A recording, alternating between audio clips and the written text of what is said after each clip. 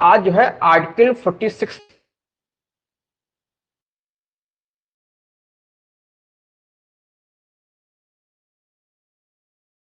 जो दुर्बल वर्ग हैं, खास तौर से जो अनुसूचित जाति के हैं, अनुसूचित जनजाति के हैं, इनके शैक्षिक और आर्थिक हितों का संवर्धन किया जाए, इनके शैक्षिक और आर्थिक हितों को बढ़ावा दिया जाए, इनको बढ़ाया जाए, इसको प्रोत्साहन दिया जाए और इस कमजोर वर्ग को सामाजिक शोषण से, सामाजिक अन्याय से बचाया जाए। आर्टिकल 46 ये बात कहता है। तो पहले आर्टिकल 46 की भाषा लिख लीजिए, फिर इसको थोड़ा सा डिफाइन करेंगे।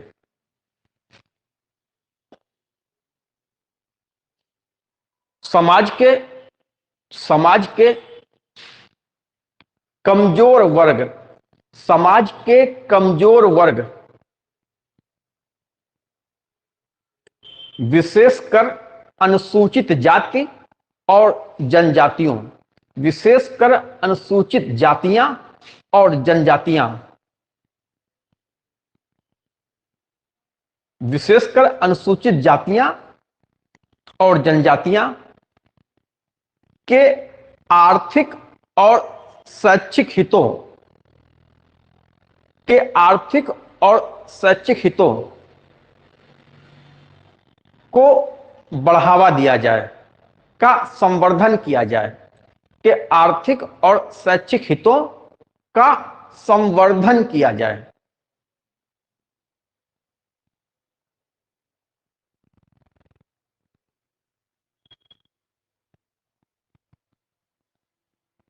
इनको और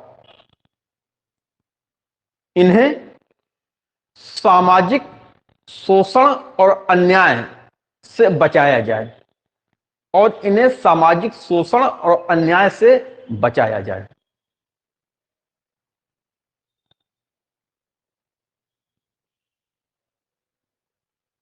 ठीक। आज देश में जितनी भी जो है आरक्षण की व्यवस्था है कमजोर वर्ग के लिए, वो कमजोर वर्ग जाति के रूप में कमजोर वर्ग हो सकता है, जैसे SC ST, इसमें साफ साफ लिखा हुआ है अनुसूचित जाति, अनुसूचित जनजाति, या आर्थिक रूप से कमजोर वर्ग है, जैसे इसमें एक नया वर्ग सामने आया EWS, इकोनॉमिकली वीकर सेक्शन, अर्थात आर्थिक रूप से कमजोर वर्ग। तो जो कमजोर वर्ग है, ये डायरेक्टिव कह रहा है कि जो कमजोर वर्ग हैं, खास तौर से जो SC और ST हैं, उनके शैक्षिक हितों को हम बढ़ाएंगे, उनके आर्थिक हितों को बढ़ाएंगे। अर्थात आज शिक्षा के क्षेत्र में या रोजगार के क्षेत्र में जो भी SC ST या कमजोर वर्ग को जो आरक्षण दिया जा रहा है, वो इसी डायरेक्टिव प्रिंसिपल को, अनुच्छेद 46 को अप्लाई किया जा रहा है। सरकार का एक कर्तव्य है, आर्टिकल 37 कहता है कि सरकार का एक कर्तव्य है कि जब वो कोई नीतियां बनाए या जब वो कानून बनाए तो इन डायरेक्टिव प्रिंसिपल को लागू करे। लेकिन सरकार अगर नहीं लागू करती है तो कोई व्यक्ति कोर्ट नहीं जाएगा, क्योंकि ये प्रवर्तनीय नहीं है, ये वाद योग्य नहीं है। इसका अर्थ यह है कि अगर डायरेक्टिव प्रिंसिपल को सरकार लागू नहीं कर रही है तो कोई कोर्ट जाकर सरकार पर दबाव बनाकर सरकार से लागू नहीं करा सकता। लेकिन अगर सरकार दे रही है तो आप लीजिए। तो आज जो भी आरक्षण दिया जा रहा है वो इसी डायरेक्टिव प्रिंसिपल को लागू करके दिया जा रहा है। ठीक। अब देखिए, डायरेक्टिव प्रिंसिपल सरकार के द्वारा बाध्यकारी हैं, सॉरी, फंडामेंटल राइट्स, मूल अधिकार सरकार पर बाध्यकारी है। सरकार को मूल अधिकार मानने ही पड़ेंगे, देने पड़ेंगे। सरकार मूल अधिकार का वायलेशन नहीं कर सकती, लेकिन सरकार डायरेक्टिव प्रिंसिपल का वायलेशन कर सकती है। अगर सरकार डायरेक्टिव प्रिंसिपल को नहीं मान रही है, नहीं दे रही है, तो व्यक्ति कोर्ट नहीं जाएगा। अब देखिए, मद्रास राज्य का साथ देखिए सर, हाँ मद्रास राज्य का है।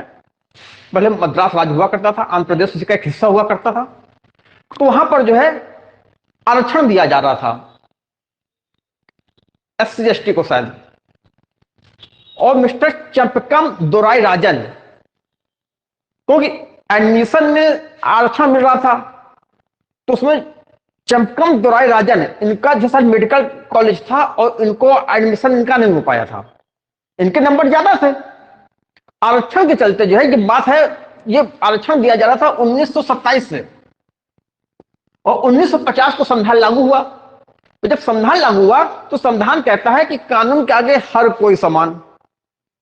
संविधान का अनुच्छेद 15 कहता है कि जाति के आधार पर, सिर्फ जाति के आधार पर नागरिकों के मध्य कोई भेदभाव नहीं किया जाएगा। Religion, race, caste, sex and place of birth, धर्म, जाति, मूल वंश, लिंग और जन्म स्थान के आधार पर मात्र जो है किसी व्यक्ति के साथ भेदभाव नहीं किया जाएगा। चंपकम दोराई राजन का यह कहना था कि अनुच्छेद 15 जो कि मूल अधिकार है, वो साफ साफ कहता है कि जाति के आधार पर कोई भेदभाव नहीं किया जाएगा। और आप जाति के आधार पर जो है आरक्षण दे रहे हो। यह आरक्षण 1927 में दिया जा रहा था, मगर तब तो संविधान लागू नहीं था, तब कोई मूल अधिकार नहीं थे। 1950 में मूल अधिकार लागू हो गए, संविधान लागू हुआ, संविधान के साथ मूल अधिकार लागू हुआ, और मूल अधिकार ने कहा कि जाति के आधार पर कोई भेदभाव नहीं किया जाएगा। तो चंपकम दोराई राजन ने इसी मुद्दे को उठाया कि जाति के आधार पर आप जो है व्यक्ति विशेष को आरक्षण दे रहे हो, और इससे क्या हो रहा है कि मूल अधिकार जो फंडामेंटल राइट्स है अनुच्छेद 15 जो कहता है जाति, धर्म, लिंग आदि के आधार पर भेदभाव नहीं किया जाएगा, आप जाति के आधार पर आरक्षण दे रहे हो, आरक्षण असंवैधानिक है, अवैध है। और अनुच्छेद 13 कहता है कि ऐसा कोई कानून नहीं बनाया जाएगा जो मूल अधिकार का उल्लंघन करता हो। यह बात जो है चंपकम दोराई राजन ने सुप्रीम कोर्ट में उठाई। सुप्रीम कोर्ट का बात सही है। सुप्रीम कोर्ट कहा कि मूल अधिकार प्रवर्तनीय है। अगर मूल अधिकार का वायलेशन होता है, अगर मूल अधिकार का उल्लंघन होता है, तो सरकार उस उल्लंघन को रोका जाएगा और मूल अधिकार की स्थापना की जाएगी। सरकार का कहना था कि हम अनुच्छेद 46 के तहत जो कहा गया कमजोर वर्ग, खास तौर से एससी, एसटी, उनके आर्थिक और शैक्षिक हितों को बढ़ावा देंगे, हम अनुच्छेद 46 के तहत यह आरक्षण दे रहे हैं।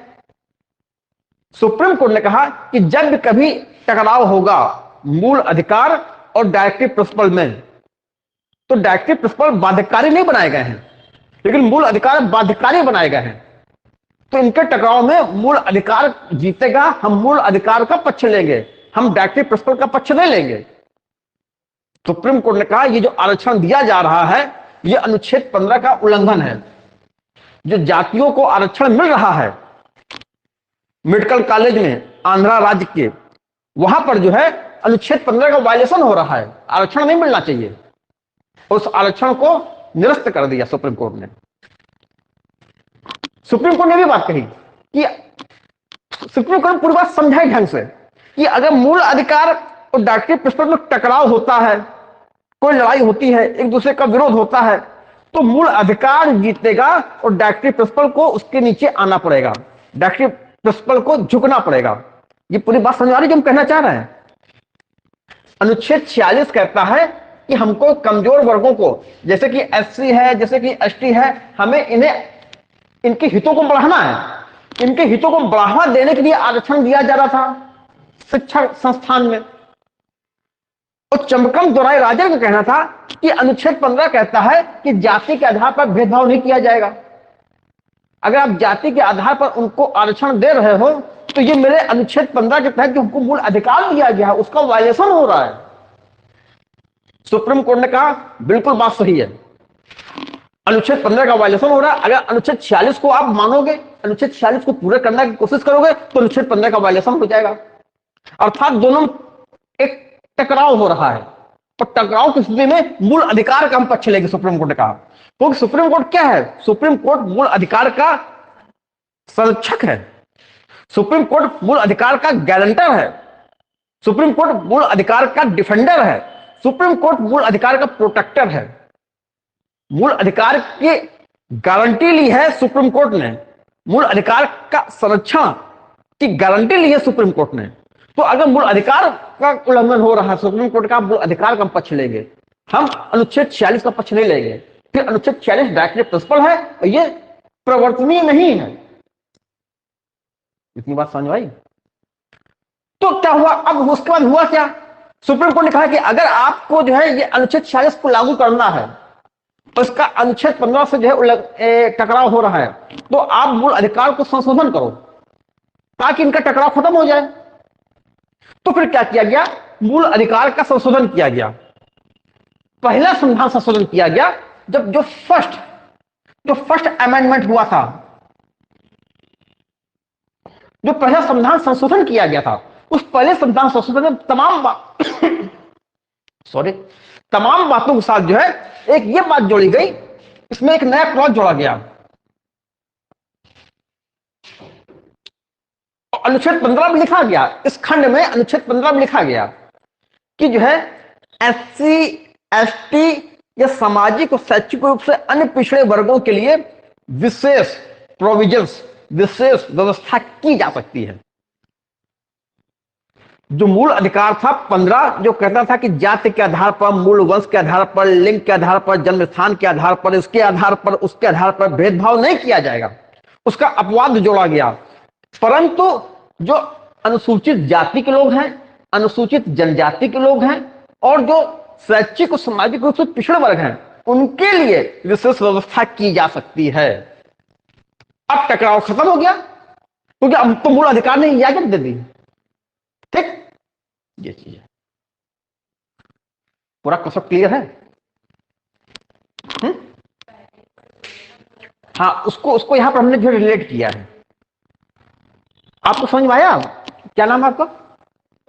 प्रतिभा। बात समझ में आ रही है?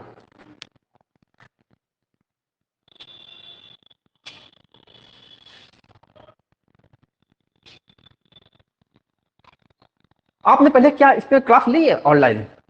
नहीं ली? नाम को सुना सुना सा लग रहा है।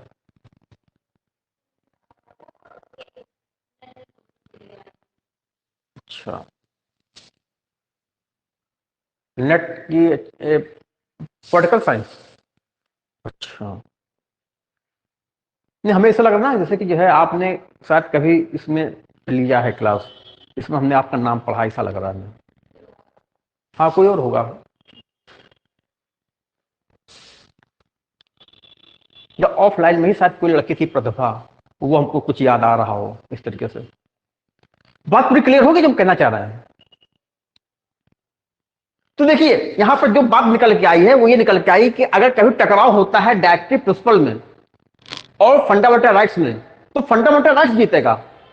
अब आपको डायरेक्टिव प्रिंसिपल टकराव हो रहा है और आपको डायरेक्टिव प्रिंसिपल को लागू करना है, उसका मूल अधिकार से टकराव हो रहा है, तो एक उपाय है कि आप संविधान का संशोधन कीजिए, मूल अधिकार को इस प्रकार संशोधित कर दीजिए ताकि टकराव खत्म हो जाए। लेकिन याद रखना, जब आप मूल अधिकार का संशोधन करेंगे, जब संसद मूल अधिकार का संशोधन करेगी, तो इस बात का भी ध्यान रखेगी वो मूल अधिकार कहीं बेसिक स्ट्रक्चर का भाग तो नहीं है। कहीं ऐसा ना हो कि आप जब मूल अधिकार का संशोधन करो तो इससे बेसिक स्ट्रक्चर पर चोट लग जाए, तो ऐसा संविधान संशोधन की अनुमति नहीं है। तो अब कुल मिला के आज की सिचुएशन यह है कि अगर डायरेक्टिव प्रिंसिपल और फंडामेंटल राइट्स में कोई टकराव हो रहा है तो डायरेक्टिव प्रिंसिपल जीतेगा, फंडामेंटल राइट जीतेगा और डायरेक्टिव प्रिंसिपल हारेगा। अब आपको डायरेक्टिव प्रिंसिपल को लागू ही करना है, तो इनके टकराव को रोकने के लिए मूल अधिकार कोई थोड़ा संशोधन कर दीजिए, उसमें कोई अपवाद डाल दीजिए ताकि आपका डायरेक्टिव प्रिंसिपल को हम अप्लाई कर सके। तो मूल अधिकार का आपको संशोधन करने का अधिकार है, लेकिन जब मूल अधिकार का आप संशोधन करेंगे तो इस बात का भी ध्यान रखेंगे कि उस मूल अधिकार को संशोधन करने की प्रक्रिया में कहीं संविधान के बेसिक स्ट्रक्चर को चोट ना लगे। अगर बेसिक स्ट्रक्चर को चोट लग रही है तो फिर मूल अधिकार का आप संशोधन नहीं कर सकते। तो आज मूल अधिकार का संशोधन किया जा सकता है, मगर वो मूल अधिकार बेसिक स्ट्रक्चर का हिस्सा नहीं होना चाहिए। बेसिक स्ट्रक्चर क्या है? सुप्रीम कोर्ट का इसकी कोई परिभाषा नहीं देंगे, इसकी कोई परिभाषा नहीं है। ये अलग अलग मामलों में हम बताएंगे कि ये बेसिक स्ट्रक्चर है। और संविधान संशोधन करने की जो संसद की शक्ति है आर्टिकल 368 के तहत, वो संविधान संशोधन की सीमित शक्ति है। संविधान संशोधन की असीमित शक्ति नहीं है कि संविधान को उलट पुलट दिया जाए। तो संविधान संशोधन की सीमित शक्ति भी अपने आप में बेसिक स्ट्रक्चर है। जो बेसिक स्ट्रक्चर की हमने लिस्ट लिखाई थी उसमें जोड़िए संविधान संशोधन की सीमित शक्ति, संसद की संविधान संशोधन की सीमित शक्ति, यह भी इसमें है। लिस्ट में देखिए लिखा है कहीं अनुच्छेद 368 के अंतर्गत संविधान संशोधन की संसद की सीमित शक्ति, उस लिस्ट में इसको जोड़िए।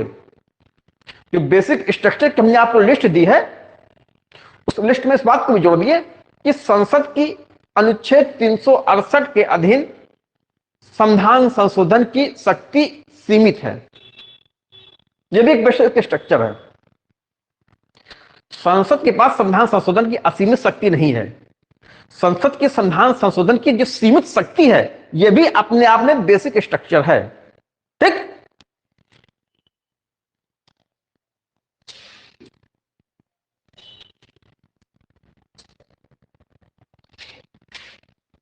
लिखिए इसी इसी डायरेक्टिव प्रिंसिपल, कौन डायरेक्टिव प्रिंसिपल? आर्टिकल 46 के अंतर्गत जो SC/ST को जो उठा रहा ऊपर की ओर, उनके शैक्षिक आर्थिक हितों को पूरा कर रहा है। इसी डायरेक्टिव प्रिंसिपल को लिखिए, इसी डायरेक्टिव प्रिंसिपल को लिखिए, इसी में आर्टिकल 46 की हम व्याख्या कर रहे हैं। अभी तो आर्टिकल 46 बताया कि आर्टिकल 46 है क्या, अब इसकी हम व्याख्या कर रहे हैं। तो नए पैरा से लिखेंगे, इसी डायरेक्टिव प्रिंसिपल को लागू करने के लिए, इसी डायरेक्टिव प्रिंसिपल को लागू करने के लिए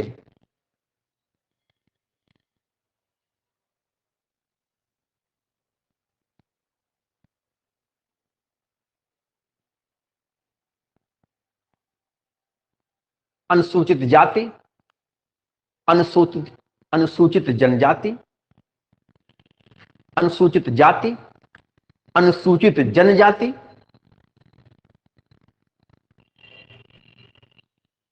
अन्य पिछड़ा वर्ग, अन्य पिछड़ा वर्ग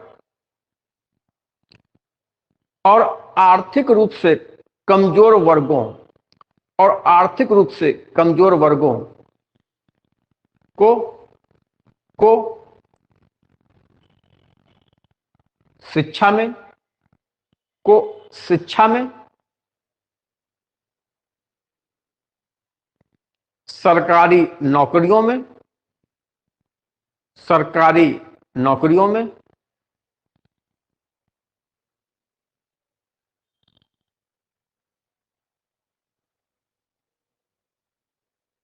और विधायी संस्थाओं में, और विधायी संस्थाओं में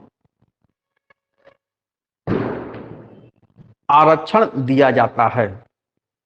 विधायी संस्थाओं में आरक्षण दिया जाता है।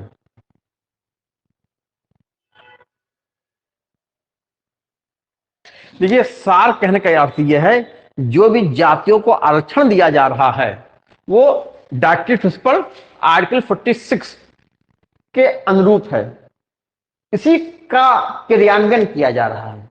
ठीक, पहला चेंज कीजिए।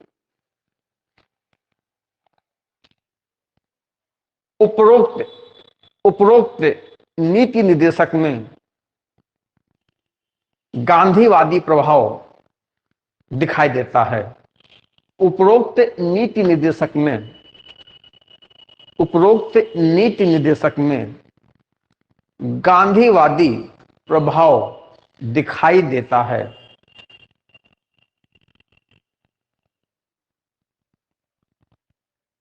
गांधीवादी प्रभाव दिखाई देता है।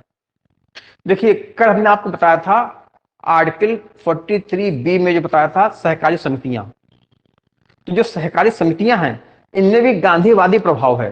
देखिए लिखा है कि नहीं लिखा है, अगर नहीं लिखा है तो उसको नोट कीजिए। तो नोट्स तो चलिए नोट कर लीजिएगा। अब आते हैं आर्टिकल 47 में।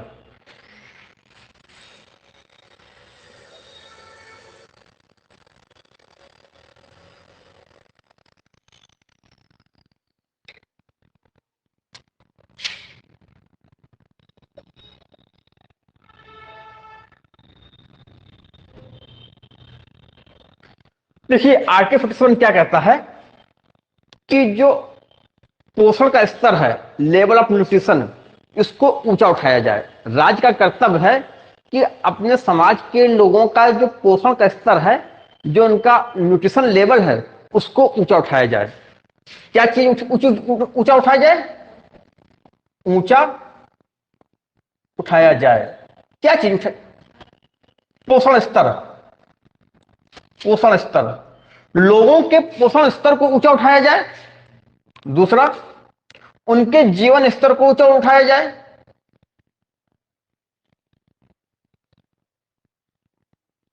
तीसरा, उनके स्वास्थ्य को सुधारा जाए। लोगों के स्वास्थ्य में सुधार किया जाए। सुन लीजिए, लोड करना है क्या। अनुच्छेद 47 कहता है कि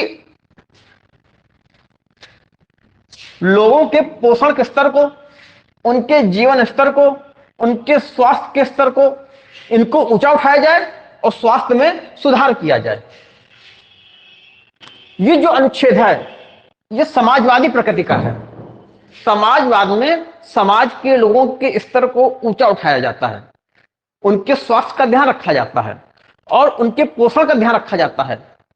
प्लस इसके अलावा आर्टिकल 47 ये कहता है जो नशीले पदार्थ हैं, जो नशीले पेय हैं, जो इंटॉक्सिकेटिंग ड्रग्स हैं, ड्रिंक्स हैं, उनका उपभोग पर प्रतिबंध लगाया जाए, उनको रोका जाए, उनका निषेध किया जाए, उसका प्रतिषेध किया जाए।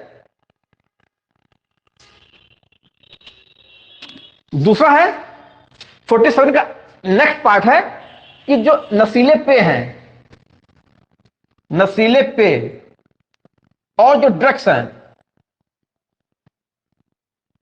इनका उपभोग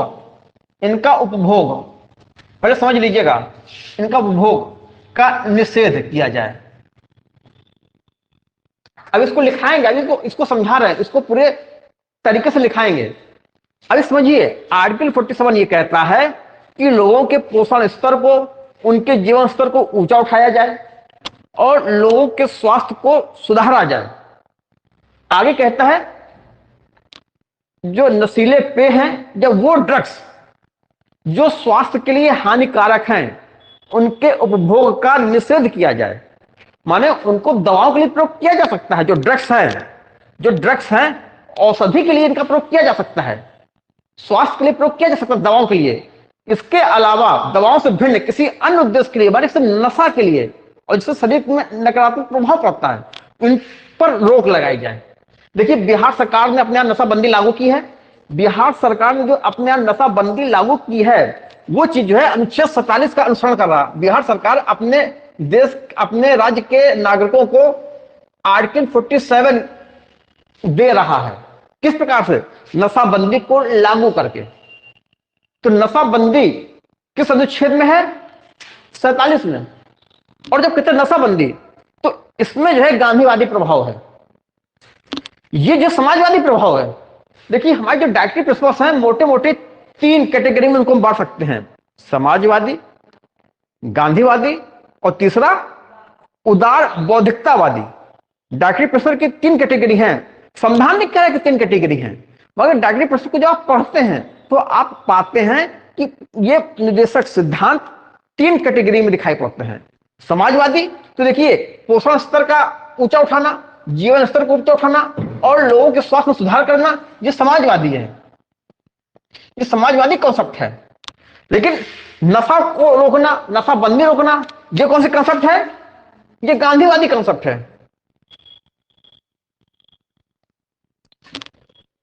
ठीक?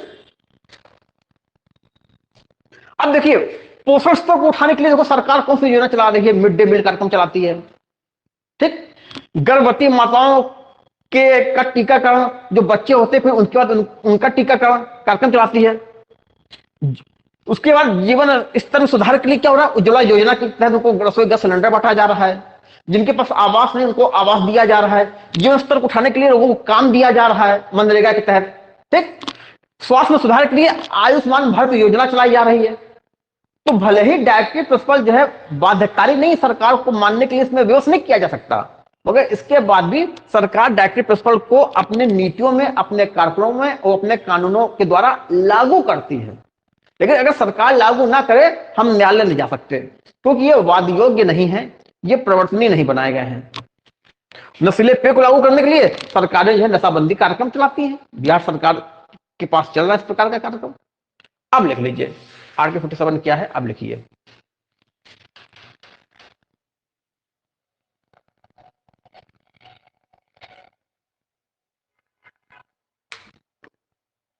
राज्य को निर्देश है, राज्य को निर्देश है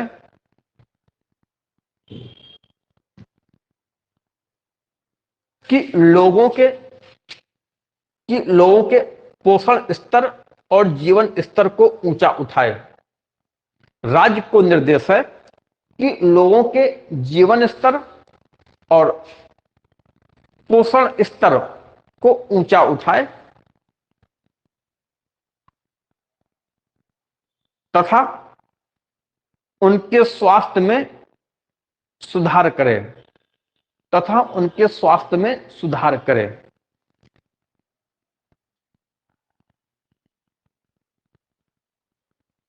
फिर पैरा चेंज कीजिए, फिर पैरा चेंज कीजिए। आर्टिकल 47 का ही पार्ट चल रहा है। स्वास्थ्य के लिए हानिकारक, स्वास्थ्य के लिए हानिकारक नशीले पेय और ड्रग्स, स्वास्थ्य के लिए हानिकारक नशीले पेय और ड्रग्स के उपभोग का निषेध करें। नशीले पेय और ड्रग्स के उपभोग का निषेध करें। ठीक, ये जो दूसरा निषेध तत्व है, एक तो ये है समाजवादी, लेकिन जो नशीले पेय वाला है इसमें गांधीवादी प्रभाव है। ठीक है, लिख लीजिए। इस दूसरे वाले निर्देशक तत्व पर, इस दूसरे वाले निर्देशक तत्व पर गांधीवाद का प्रभाव है। इस दूसरे वाले निर्देशक तत्व पर गांधीवाद का प्रभाव है।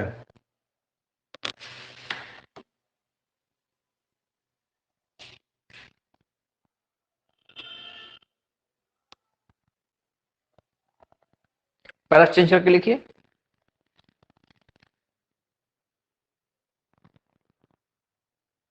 आयुष्मान भारत योजना, आयुष्मान भारत योजना जो भारत सरकार के द्वारा चलाई जा रही है, केंद्र सरकार की, जो लिखिए केंद्र सरकार की आयुष्मान भारत योजना, केंद्र सरकार की आयुष्मान भारत योजना। नाम सुना आप लोगों ने? आयुष्मान भारत योजना। देखिए, जीवन स्तर को ऊंचा उठाने में क्या किया जा रहा है? प्रधानमंत्री आवास योजना चलाई जा रही है, उज्ज्वला योजना चलाई जा रही है। उज्ज्वला योजना से क्या होगा? वो स्त्रियां जो चूल्हे में खाना बना रही थी, और चूल्हे में खाना बनाने के लिए उनको जंगलों में जाना पड़ता है, वहां से लकड़ी बटोरनी पड़ती है, फिर आती है, फिर खाना बनाती है, चूल्हे से धुआं निकलता है, धुआं से उनकी आंखें खराब हो रही हैं, वो धुआं उनके लंग्स में जा रहा है, फेफड़े खराब हो रहे हैं, सांस की बीमारी हो रही है, कुल मिला के उनके स्वास्थ्य पे असर पड़ रहा है। अगर हम उनको जो स्वच्छ ईंधन दें, अगर हमको उज्ज्वला योजना के थ्रू हम रसोई गैस एलपीजी सिलेंडर दें, तो उनका एक तो समय बचेगा, जो वो लकड़ी बीनने जाते थे उनका टाइम बचा, और इसके अलावा क्या होगा कि उनके स्वास्थ्य का भी सुधार होगा, इससे उनके जीवन स्तर में भी सुधार आएगा। तो जो उज्ज्वला योजना है, केंद्र सरकार की आयुष्मान भारत योजना है, प्रधानमंत्री की आवास योजना है, प्रधानमंत्री आवास योजना, ये सब क्या है? ये सब पोषण स्तर, जीवन स्तर और स्वास्थ्य सुधार, इन्हीं चीजों को तो लागू किया जा रहा है। तो केंद्र सरकार की बात समझ आ गई ना? केंद्र सरकार की आयुष्मान भारत योजना, कौमा उज्ज्वला योजना, कौमा उज्ज्वला योजना, प्रधानमंत्री आवास योजना, प्रधानमंत्री आवास योजना,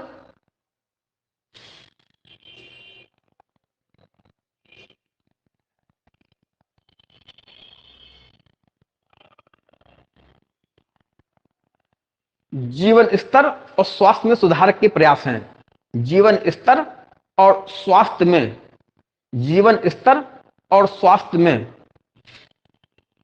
सुधार के ही प्रयास हैं।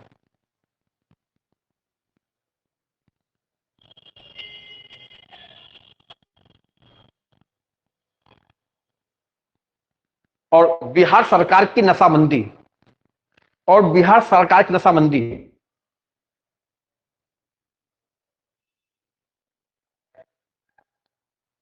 इसी बिहार सरकार की नशाबंदी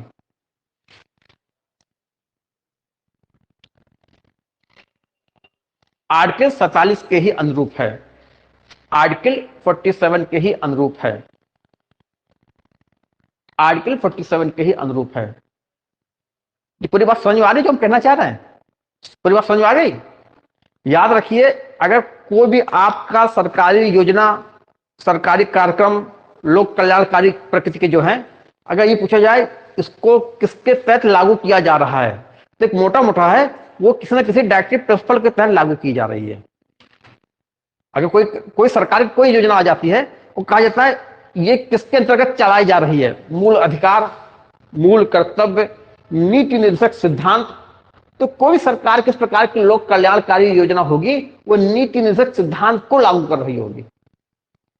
तो ये इसको एक ट्रिक है, एक मंत्र है, इसको आपको याद रखना है। एग्जाम पूछा जाता है कि ये योजना किसके अंतर्गत चलाई जा रही है, तो वो नीति निर्देशक सिद्धांत के अंतर्गत चलाई जा रही है।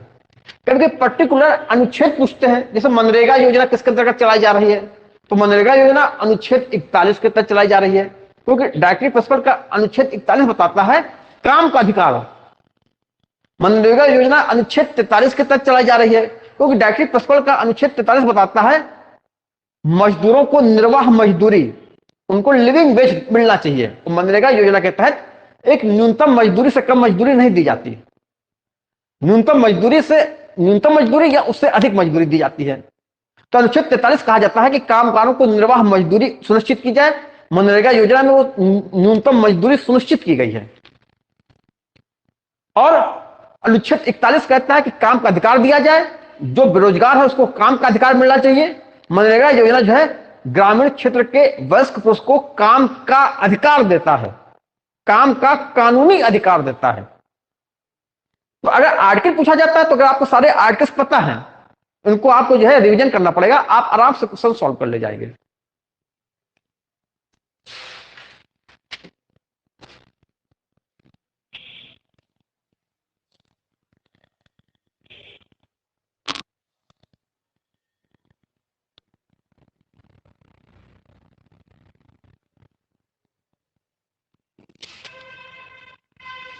अब आते हैं अनुच्छेद 48।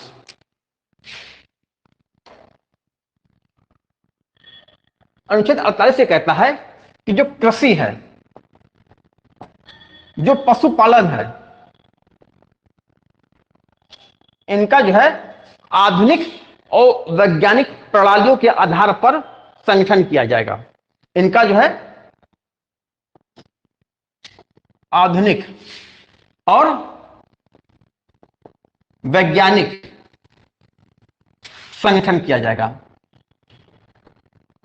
ये बता रहा है जो कृषि है, जो पशुपालन है, इनको आधुनिक और वैज्ञानिक आधार पर इनका संगठन किया जाएगा। इसके अलावा इसका अगला पार्ट ये बताता है, इसके दो पार्ट हैं। एक ये पार्ट है, ये पार्ट जो है उदार बौद्धिकतावादी है। ये पार्ट जो है ये जो है उदार बौद्धिकतावादी है।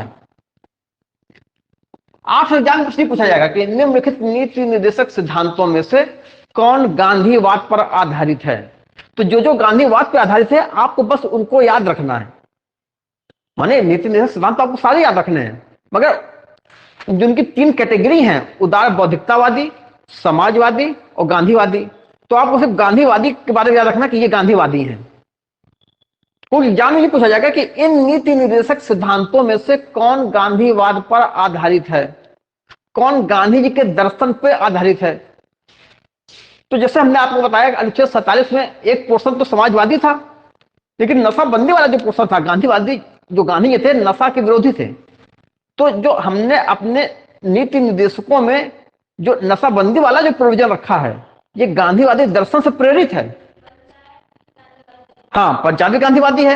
अनुच्छेद 40 आर्टिकल 40 डायरेक्टिव प्रिंसिपल का अनुच्छेद 40 बताता है ग्राम पंचायतों का संगठन किया जाए, ग्राम पंचायतों का गठन किया जाए और उनको इस प्रकार की शक्तियां दी जाए, इस प्रकार के अधिकार दिए जाए ताकि वो स्वशासन की इकाइयों के रूप में काम कर सकें। तो पंचायतें ये भी गांधीवादी है। अनुच्छेद 43 बताता है कुटीर उद्योगों की स्थापना की जाए ग्रामीण क्षेत्रों में, गांधीवादी है। अनुच्छेद 43 का ही एक पार्ट बताता है कि जो है सहकारी समितियों की स्थापना की जाए, ये भी गांधीवादी है। इसी प्रकार से अनुच्छेद जो है अभी हमने बताया 47 का जो है नशाबंदी, गांधीवादी है।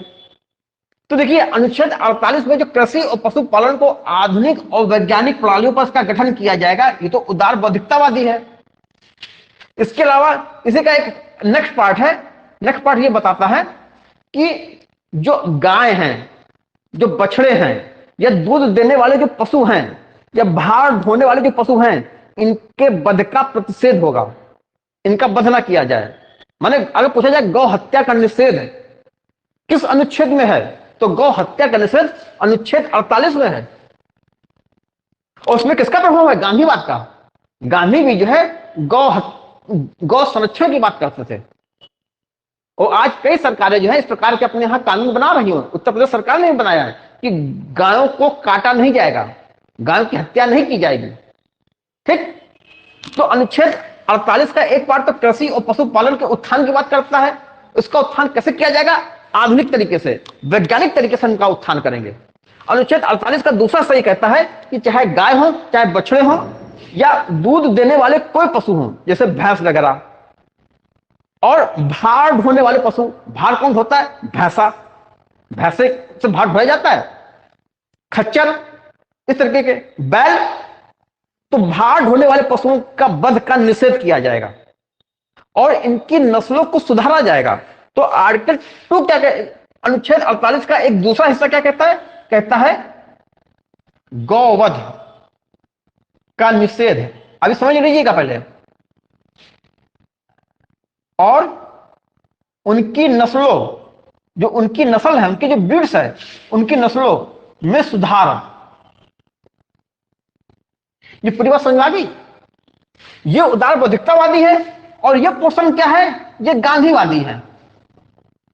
एग्जाम में पूछा जाता है गौवध का निषेध किस अनुच्छेद में है, तो गौवध का निषेध आर्टिकल 48 में है।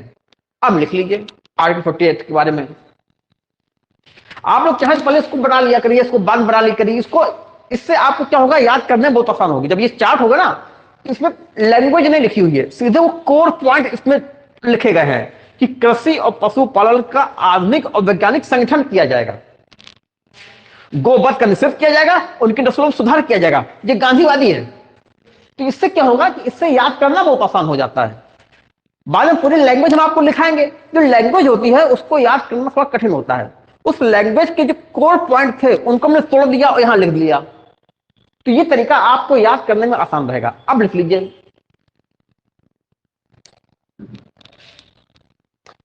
कृषि और पशुपालन का, कृषि और पशुपालन का आधुनिक और वैज्ञानिक प्रणाली के आधार पर संगठन किया जाए।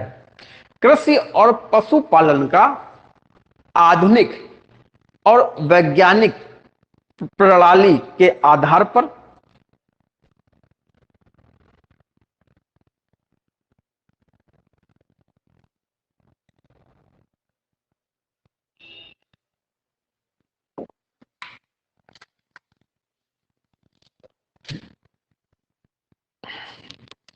कृषि और पशुपालन का आधुनिक और वैज्ञानिक प्रणाली पर संगठन किया जाए। और फिर पैरा चेंज करिए। वो पैरा इसलिए चेंज करा रहे हैं कि अब जो लिखा रहे हैं ये गांधीवादी है। और पैरा चेंज करके लिखिए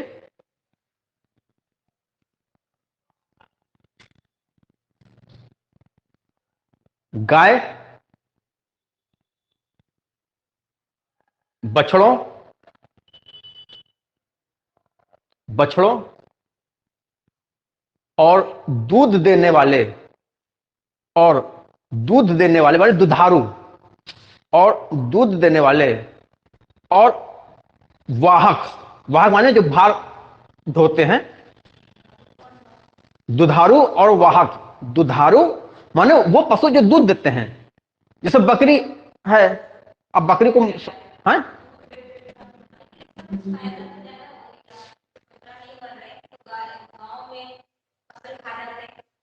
हाँ हाँ, हाँ हाँ हाँ, अब वो एक अलग चीज है, उसमें फायदा नुकसान है।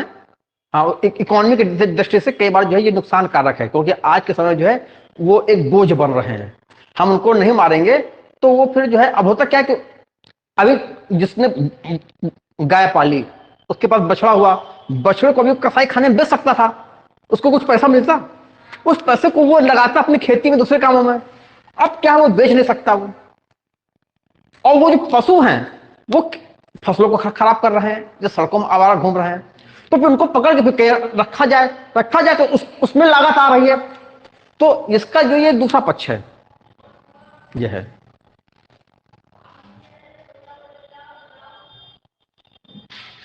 हाँ, दुधारू और वाहक पशुओं, दुधारू और वाहक पशुओं के वध का निषेध, के वध का निषेध, के वध का निषेध, और और उनकी नस्लों में सुधार,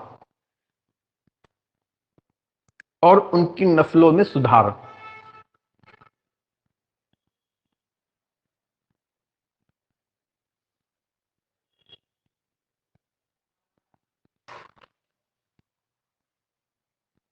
इस इस नीति निर्देशक पर कौन सा, ये जो सेकंड पार्ट है, ठीक, इस नीति निर्देशक पर समझ रहे हैं ना, कौन सा, ये सेकंड पार्ट है, याला नहीं।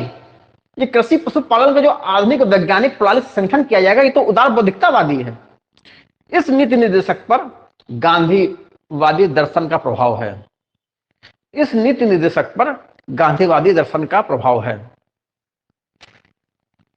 आज भारत के कई राज्यों में गौ हत्या निषेध कर दिया गया है, आज भारत के कई राज्यों में गौ हत्या का निषेध कर दिया गया है।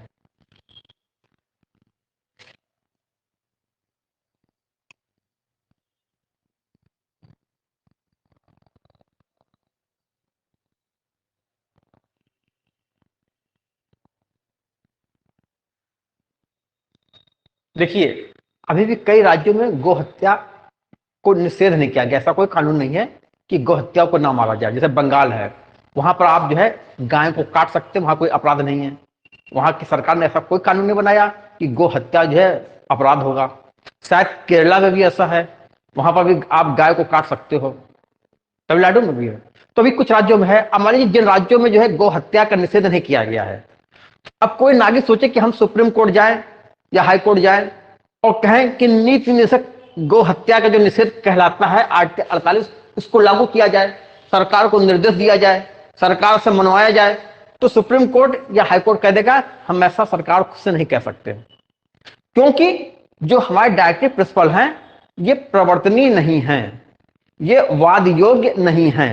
तो अगर सरकार अपनी तरफ से कानून बना के रोकती है तो लागू हो जाएगा, सरकार ऐसा नहीं करती है तो सरकार को ऐसा करने के लिए न्यायालय के द्वारा विवश नहीं किया जा सकता, क्योंकि नीति निर्देशक सिद्धांत का अनुच्छेद 37 स्पष्ट रूप से कहता है कि ये नीति निर्देशक सिद्धांत न्यायालय के द्वारा प्रवर्तनीय नहीं होंगे, अर्थात ये वाद योग्य नहीं होंगे।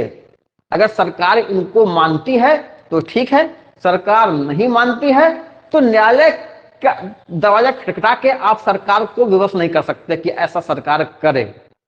इसीलिए तो केटी शाह ने कहा था कि डायरेक्टिव प्रिंसिपल एक ऐसा चेक है जिसे बैंक अपनी सुविधा से अदा करेगा। जब बैंक के पास पैसा होगा तो अदा करेगा, नहीं पैसा होगा तो नहीं अदा करेगा। तो डायरेक्टिव प्रिंसिपल सरकार के ऊपर है, सरकार अगर आपको देगी तो आपको मिल जाएगा, नहीं देती तो नहीं मिल जाएगा। तो कई राज्यों ने इस नीति निर्देशक सिद्धांत को लागू किया है, उत्तर प्रदेश उनमें से है।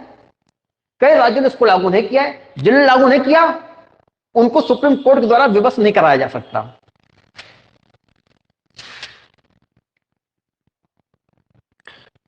उसके बाद जो है एक नया आर्टिकल 48 में और जोड़ा गया, वो है आर्टिकल 48A,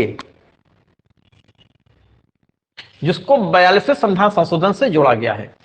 आपके एग्जाम में प्रश्न पूछा जाता है कि निम्नलिखित नीति निर्देशक सिद्धांतों में से किसे 42वें संविधान संशोधन से जोड़ा गया। तो जो जो जोड़े गए हैं बाद में, चाहे 42वें संविधान संशोधन से जोड़ा गया है, चाहे 44वें संविधान संशोधन से जोड़ा जाए या 97वें संविधान संशोधन से जोड़ा जाए, जो भी नीति निर्देशक सिद्धांत बाद में संविधान को संशोधन करके जोड़े गए हैं, उनको आपको विशेष रूप से याद रखना होगा, क्योंकि आपसे एग्जाम पूछा जाएगा निम्नलिखित नीति निर्देशक सिद्धांतों में से कौन बाद में जोड़ा गया है, या कौन सा 42वें संशोधन से जोड़ा गया है, या कौन सा 44वें संशोधन से जोड़ा गया है। तो आपको उनको विशेष तौर से याद रखना है। तो आपको एक तो ये याद रखना है कि कौन कौन गांधीवादी हैं, दूसरा ये याद रखना है कि कौन कौन जो है बाद में जोड़े गए हैं। बाकी सारे डायरेक्टिव प्रस्ताव के जो आर्टिकल्स हैं इंपॉर्टेंट हैं। आर्टिकल 37 से लेकर 51 तक के जितने डायरेक्टिव प्रस्ताव हैं सारे विद आर्टिकल्स इंपॉर्टेंट हैं। एग्जाम में क्या होगा कि कई फंडामेंटल राइट्स दिए होंगे, उनके बीच में एक डायरेक्टिव प्रस्ताव दे दिया जाएगा और कहा जाएगा निम्नलिखित में से कौन फंडामेंटल राइट्स नहीं है, या निम्नलिखित में से कौन नीति निर्देशक सिद्धांत है, या कई नीति निर्देशक सिद्धांत दिए होंगे, उनके बीच में एक आध फंडामेंटल राइट्स दे दिया जाएगा, तो फिर आपको छांटने को कहा जाएगा। कभी कभी आर्टिकल पूछेंगे कि ये नीति निर्देशक सिद्धांत किस अनुच्छेद में दिया गया है। अब जो अगला जो है वो है आर्टिकल 48A, इसको जो है 42nd अमेंडमेंट से जोड़ा गया है। ये क्या बता रहा है? ये बता रहा है जो पर्यावरण है इसका जो है हमें संरक्षण करना है, माने इसकी रक्षा करनी है। जो पर्यावरण है इसका हमें संवर्धन करना है, माने इसको खूब हमें जो है प्रमोट करना है, पर्यावरण को हमें इंप्रूव करना है, पर्यावरण का संरक्षण करना है, माने उसको बचाना है, बचाने के साथ साथ इसको इंप्रूव करना है, हमें उनको और बढ़ाना है। तो पर्यावरण का संरक्षण और संवर्धन ये हमारे अनुच्छेद 48A में है, जिसको 42वें संविधान संशोधन से जोड़ा गया है। और वन और वन्य जीव की रक्षा करनी है, लिख लीजिए आर्टिकल 48A, लिखिए व्याकरण, लिखिए 42nd अमेंडमेंट। अब लिखिए प्राकृतिक पर्यावरण का संरक्षण और संवर्धन, प्राकृतिक पर्यावरण का संरक्षण और संवर्धन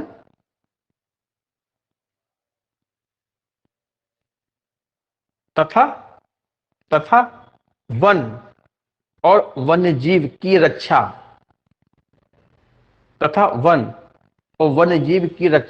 करें। माने ये राज्य का कर्तव्य है, और राज्य ने इस दिशा में कई काम किए हैं। बहुत सारे जो नेशनल पार्क बनाए गए हैं, टाइगर प्रोजेक्ट चलाया गया है, एलिफेंट प्रोजेक्ट चलाया गया है, इस प्रकार से बहुत सारे प्रोजेक्ट चल रहे हैं जिसके अंदर टाइगर की रक्षा की जा रही है, एलिफेंट की रक्षा की जा रही है, गैंडा की रक्षा की जा रही है। ठीक है, हाँ, हर चीज का। तो सारी चीजें सरकार बहुत सारी योजनाएं चला रही है, बहुत से कानून उसने बनाए हैं। वनों के संरक्षण के लिए वन संरक्षण अधिनियम बनाए गए हैं, उनमें कई बार संशोधन किए गए हैं। 1980 में जो है वन संरक्षण अधिनियम बनाया गया, बाद में भी बनाया गया। सरकार के इस प्रकार के बहुत से कानून हैं जहां पर पर्यावरण की सुरक्षा की जा रही है। ये 48A सेकंड अमेंडमेंट के द्वारा किया। तो देखिए प्राकृतिक का संरक्षण और संवर्धन करें तथा वन तथा वन्य जीव की रक्षा करें। अच्छा, जो हमारा फंडामेंटल ड्यूटीज है, एक तो फंडामेंटल राइट्स, फंडामेंटल ड्यूटीज में भी जो है एक ड्यूटी जो है इस प्रकार की रखी गई है। तो इसको क्या किया गया, फंडामेंटल ड्यूटीज में भी शामिल किया गया है। आप फंडामेंटल ड्यूटीज में भी, उसमें भाषा उसकी बदल गई है मगर उसका पूरा सार यही है। फंडामेंटल ड्यूटी ये कहता है कि प्राकृतिक पर्यावरण है जिसमें वन है, नदी है, झील है, इनका हमको संरक्षण करना है और प्राणी मात्र के प्रति दया भाव रखना है। ये हमारी फंडामेंटल ड्यूटीज है, ये हमारा मौलिक कर्तव्य है। तो कभी कभी इस प्रकार से भी पूछते हैं कि आपको जो है उसमें कहा जाएगा निम्नलिखित में से कौन जो है मौलिक कर्तव्य है निम्नलिखित में से कौन नीति निर्धारक सिद्धांत है, इस तरीके से पूछेंगे। तो आप याद रखेंगे कि ये चीज जो है प्राकृतिक पर्यावरण का संरक्षण, संवर्धन, वन जीव की रक्षा, बिल्कुल ये चीज जो है आपके फंडामेंटल ड्यूटी में शामिल किया गया, भाषा उसकी बस बदल गई है, मगर पूरा सार यही है। तो पैरा चेंज करके लिखिए,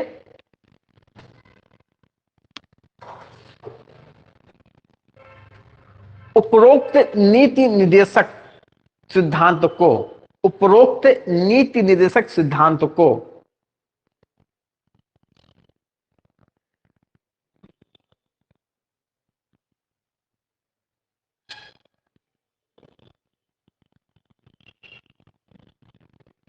भाग 4 का, संविधान के भाग 4 का, संविधान के भाग 4 का में शामिल किए गए, भाग 4 का में शामिल किए गए मौलिक कर्तव्य में भी रखा गया है।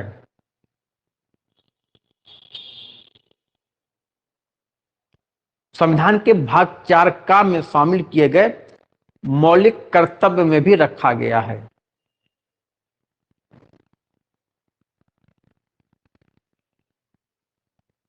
तो अगर पूछा जाए कि कौन सा जो है नीति निर्देशक सिद्धांत को मौलिक कर्तव्य में भी रखा गया है, तो वो है पर्यावरण का संरक्षण और संवर्धन, वन और वन्य जीवों की रक्षा, इसको जो है मौलिक कर्तव्य में रखा गया। देखिए अगर आप मौलिक कर्तव्य को देखें तो संविधान, मूल संविधान में मौलिक कर्तव्य नहीं थे। ये 42वें संविधान संशोधन के द्वारा 10 मौलिक कर्तव्य जोड़े गए संविधान में। आप देखिए 42वें संविधान संशोधन के द्वारा एक नया नीति निर्देशक तत्व जोड़ा गया पर्यावरण का, और फिर 42वें संविधान संशोधन के द्वारा जो हमने फंडामेंटल ड्यूटीज जोड़ी संविधान में, उसमें पर्यावरण के प्रोविजन को रखा। ठीक, दोनों चीजें 42वें संविधान संशोधन से आई हैं। डायरेक्टिव प्रिंसिपल में एक नया प्रोविजन आया पर्यावरण संरक्षण का 42वें संविधान संशोधन से, और उसी 42वें संविधान संशोधन से भारतीय संविधान में 10 मौलिक कर्तव्य शामिल किए गए, और उसमें से एक मौलिक कर्तव्य पर्यावरण के संरक्षण संवर्धन का था।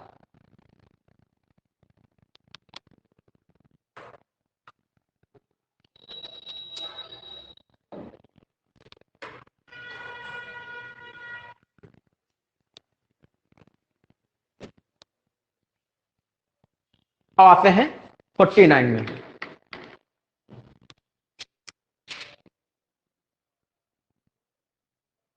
फोर्टी नाइन ये कहता है कि जो भी राष्ट्रीय महत्व के स्मारक हैं, जो भी हमारे जो है स्मारक हैं, स्थान हैं, वस्तुएं हैं, कैसी, या तो ये जो है ऐतिहासिक होंगी या इनका कलात्मक महत्व होगा। ये कौन सी चीजें हैं जो ऐतिहासिक हैं, ऐतिहासिक हैं या फिर जो है कलात्मक हैं। तो ऐसे स्मारक, ऐसे स्थान, ऐसी वस्तुएं जो ऐतिहासिक हैं और कलात्मक हैं, और जिनको जो है राष्ट्रीय महत्व का घोषित किया गया है, जो जिनका जो है राष्ट्रीय महत्व है। समझिए, राष्ट्रीय महत्व के स्मारक, स्थान या वस्तुएं, जो वस्तुएं, स्थान, स्मारक कैसे हैं जिनका अपना ऐतिहासिक या कलात्मक महत्व है, उनका जो है संरक्षण किया जाएगा। ठीक, तो लिख लीजिए, अब लिख लीजिए, ऐतिहासिक या कलात्मक महत्व की ऐसी वस्तुएं, ऐतिहासिक और कलात्मक महत्व की, ऐतिहासिक या कलात्मक महत्व के ऐसे स्मारक,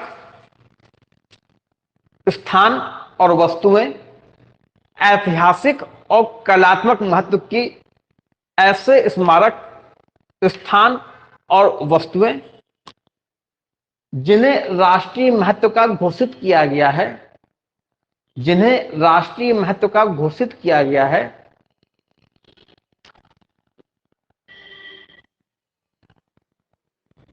का संरक्षण किया जाए, का संरक्षण किया जाए।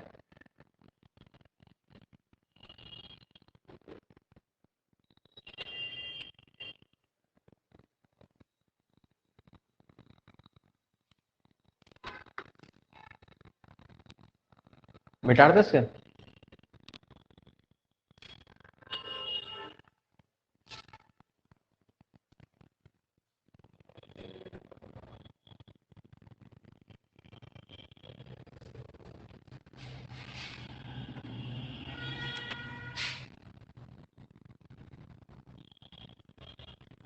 आर्टिकल 50 ये कहती है जो सरकार, राज्य के अधीन लोक सेवाएं हैं,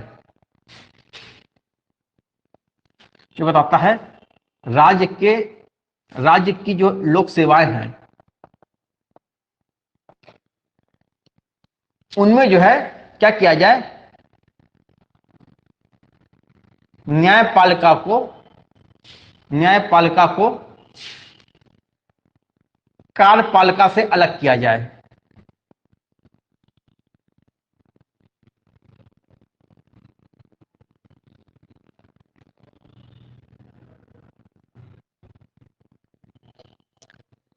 जो भी सरकारी सेवाएं हैं, जो भी लोक सेवाएं हैं, उनमें न्यायपालिका को कार्यपालिका से अलग किया जाए।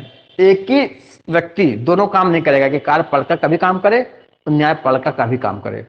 तो लोक सेवाओं में कार्यपालिका सेवाएं अलग होंगी, न्यायपालिका सेवाएं अलग होंगी। देख लीजिए।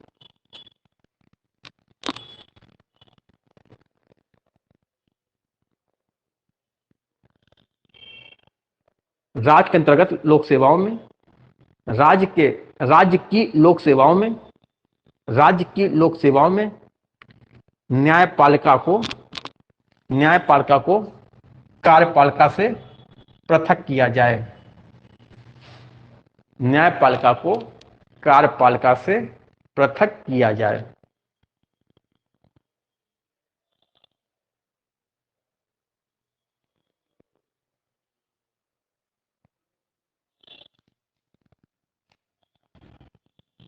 अब जो है अंतिम नीति निर्देशक सिद्धांत जो है वो है आर्टिकल 51। आर्टिकल 51। अच्छा, अगर हम आपसे पूछें कि डायरेक्टिव प्रिंसिपल को संविधान के किस भाग में रखा गया है? 4 में रखा गया। 3 में फंडामेंटल राइट्स हैं, 4 में डायरेक्टिव प्रिंसिपल्स हैं, और 4 का जिसको 42वें संशोधन से जोड़ा गया है उसमें मौलिक कर्तव्य हैं। अनुच्छेद 51। देखिए, जो अनुच्छेद 51 है ये भारत की विदेश नीति को गाइड करता है। अनुच्छेद 51 में जो बातें दी गई जो राज्य को करनी चाहिए उसी को आधार बना के भारत की विदेश नीति का संचालन किया जा रहा है। लिख लीजिए, क्या है, लिख लीजिए इसको। अंतरराष्ट्रीय शांति और सुरक्षा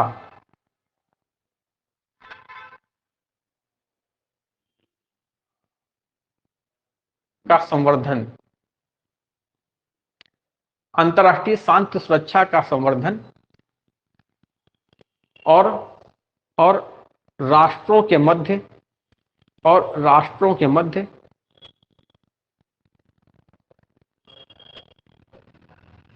न्याय संगत और सम्मानपूर्ण रिश्तों को बनाए रखना,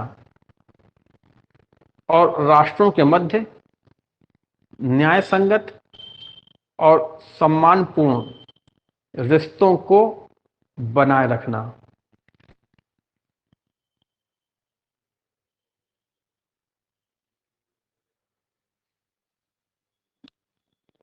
नेक्स्ट है, इसमें 3 पॉइंट हैं। ये पहला पॉइंट हो गया। दूसरा पॉइंट है अंतरराष्ट्रीय विधियों। दूसरा पॉइंट इसमें अंतरराष्ट्रीय विधियों और संधि बाध्यताओं का आदर करना। अंतरराष्ट्रीय विधियों और संधि बाध्यताओं का आदर करना।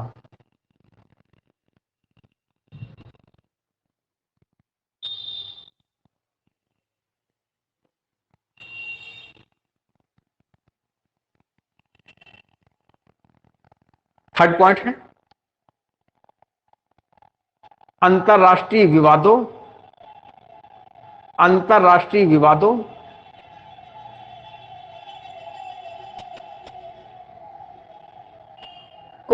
मध्यस्थता मध्यस्थता के द्वारा निपटाने का प्रयास करना।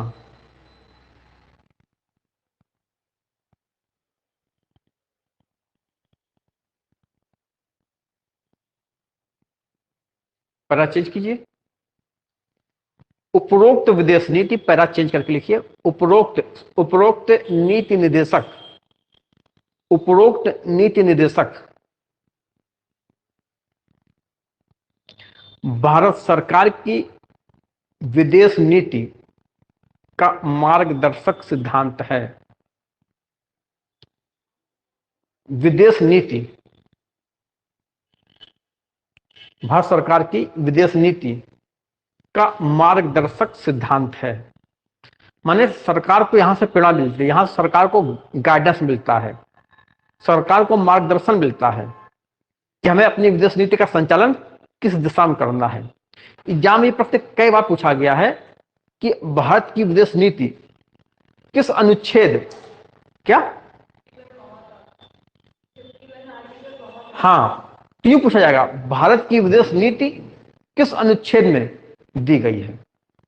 ठीक, तो अनुच्छेद 51 जो है भारत की विदेश नीति का मार्गदर्शन करती है, भारत की विदेश नीति को बताती है, भारत सरकार को अपनी कैसी विदेश नीति को रखना है, उसका यहां से जो पता लगता है। कुल मिला के जो हमारे डायरेक्टिव प्रिंसिपल हैं, कोई भी सरकार हो, हर सरकार के लिए ये एक प्रकार का मैनिफेस्टो है, चुनावी घोषणा पत्र है। जितनी भी सरकारें आती हैं अपना चुनावी घोषणा पत्र जो देती हैं, तो उनमें आप पाओगे कि ये डायरेक्टिव प्रिंसिपल में शामिल होते हैं। सरकार क्या कह रही है, हम बेरोजगारी को दूर कर देंगे, हम इतनी गरीबी को दूर कर देंगे। जब सरकार चुनाव में आती है तो जो बातें वायदे करती है, वो वायदे अगर आप ध्यान से देखो तो आप पाओगे कि कुछ नहीं, वो ये डायरेक्टिव प्रिंसिपल हैं। तो कोई भी राजनीतिक दल हो, सभी राजनीतिक दलों में अगर जो आप कॉमन चीज पाओगे, वो कॉमन चीज आपको डायरेक्टिव प्रिंसिपल में दिखाई पड़ जाएगी। तो ये एक तरीके से कोई भी समाजवादी पार्टी हो, जो है वामपंथी पार्टी हो, राष्ट्र दक्षिणपंथी पार्टी हो, पार्टी की विचारधारा कुछ भी हो, जो भी पार्टी सत्ता में आएगी उस पार्टी को मार्गदर्शन डायरेक्टिव प्रिंसिपल से मिलेगा। इससे क्या होता है, सरकारें बदलती जाएंगी मगर शासन में एक रूपता बनी रहेगी। सरकारें बदलेगी, सरकार के साथ सरकार का दर्शन बदलता है, सरकार की विचारधारा बदलती है। कोई साम्यवादी सरकार होती है, कोई राष्ट्रवादी सरकार होती है, कोई वामपंथी होती है, कोई दक्षिणपंथी होती है, कोई मध्य मार्गी सरकारें होती हैं। सरकारें बदलेंगी लेकिन हर सरकार को यहां से गाइडलाइंस मिलेगी कि आपको कैसा शासन चलाना है, आपको कैसा समाज बनाना है। ठीक, तो ये किसी भी विचारधारा की सरकार हो, सभी का यहां से मार्गदर्शन होता है। ये इसका महत्व है। बात समझ में आ गई? तो आखिरी में लिखिए, पैरा चेंज करके, हमारे डायरेक्टिव प्रिंसिपल्स, हमारे डायरेक्टिव प्रिंसिपल्स शासन के उद्देश्यों को सूचित करते हैं। हमारे डायरेक्टिव प्रिंसिपल्स, हमारे नीति निर्देशक शासन करने के उद्देश्यों को सूचित करते हैं।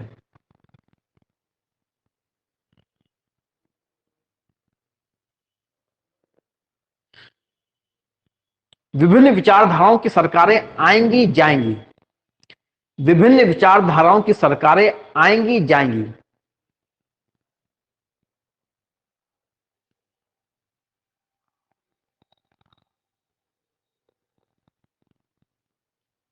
परंतु शासन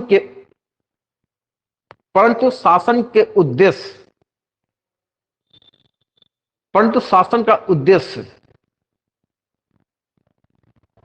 में एक रूपता, शासन के उद्देश्य में एक रूपता बनी रहेगी। ठीक, वो उद्देश्य क्या है, लोक कल्याण का आदर्श। वो उद्देश्य क्या है, लिखिए, वो उद्देश्य है लोक कल्याण का आदर्श। वह उद्देश्य है लोक कल्याण का आदर्श, सामाजिक और आर्थिक न्याय,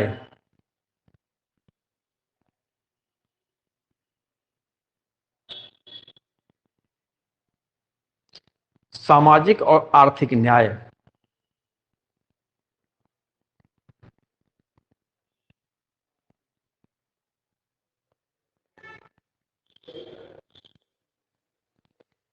व्यक्ति विशेष के हितों पर, व्यक्ति विशेष के हितों पर सामूहिक हितों को प्राथमिकता, व्यक्ति विशेष के हितों पर सामूहिक हितों की प्राथमिकता।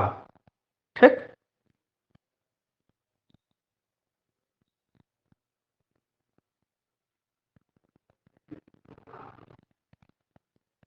क्लियर?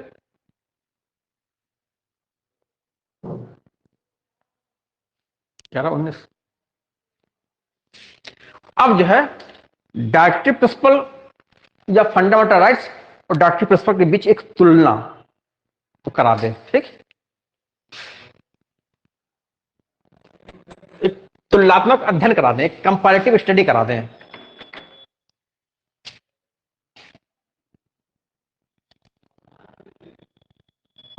मूल अधिकार और नीति निर्देशक, एक तुलना, एक तुलना।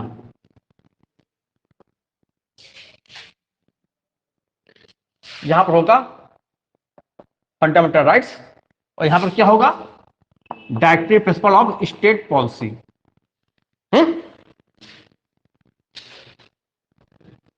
देखिए पहले तुलना क्या है, पहले तो मोटी मोटी यही है, इसको हमने भाग 3 में रखा, इसको हमने भाग 4 में रखा। ये किसमें है, ये जो है हमारा भाग 3 है, और ये किसमें है, ये जो है भाग 4।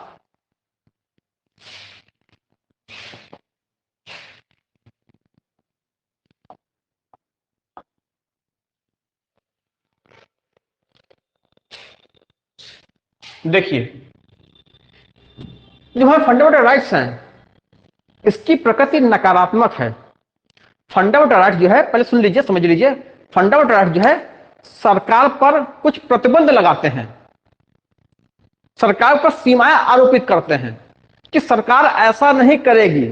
कैसा नहीं करेगी, भारत के किसी नागरिक को, भारत के राज्य क्षेत्र में रहने वाले समस्त व्यक्तियों को कानून के समक्ष समता से वंचित नहीं करेगी, कानून के समान संरक्षण से वंचित नहीं करेगी, जाति के आधार पर, धर्म के आधार पर, मूल वंश के आधार पर, लिंग के आधार पर, जन्म स्थान के आधार पर भेदभाव नहीं करेगी, उपाधियां नहीं देगी, छुआछूत नहीं करेगी।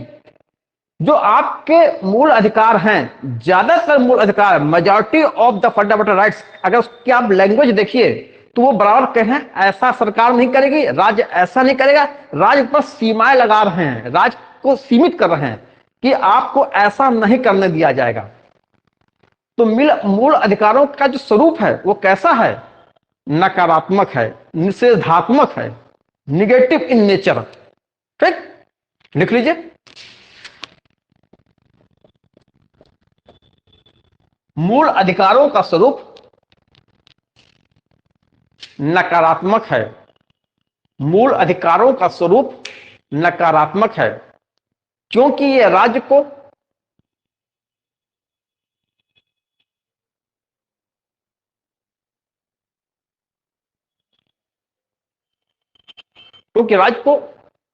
कुछ काम करने से रोकते हैं, क्योंकि यह राज्य को कुछ काम करने से रोकते हैं। इस प्रकार राज्य की निरंकुशता को सीमित करते हैं, इस प्रकार राज्य की निरंकुशता को सीमित करते हैं।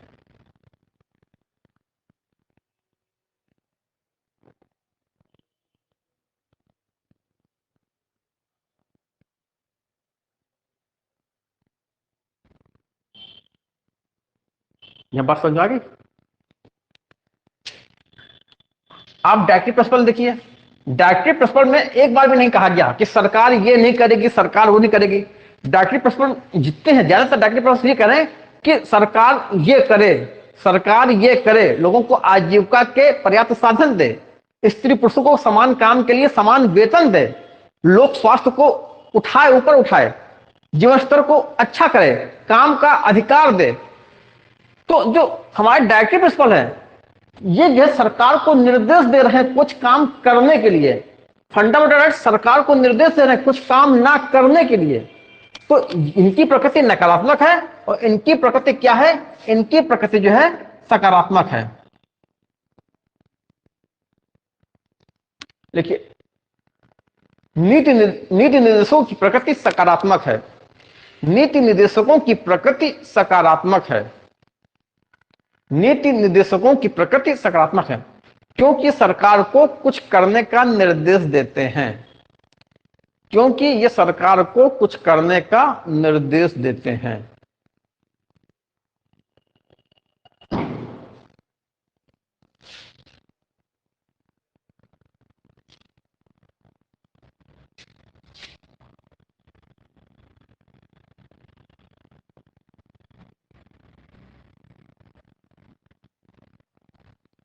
देखिए, जो हमारे फंडामेंटल राइट्स हैं, ये क्या है?